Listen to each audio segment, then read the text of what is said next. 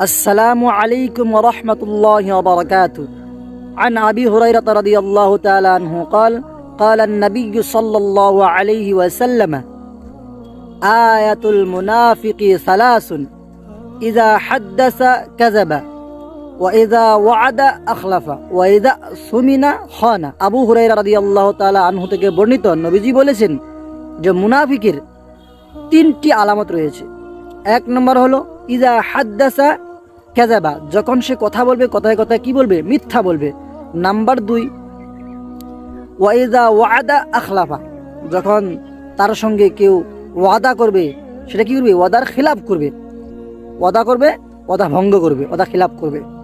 Number তিন ওয়া ইজা সুমিনা খানা, যখন তার কাছে কোনো আমানত রাখা হবে, তার কাছে কোনো বস্তু আমানত দিবে, কোনো টাকা পয়সা দিবে, আমানত রাখবে কোনো একটা বস্তু, তখন সেটা কি করবে?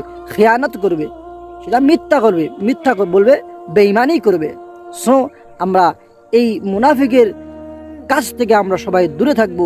আসসালামু আলাইকুম ওয়া রাহমাতুল্লাহি ওয়া বারাকাতুহু।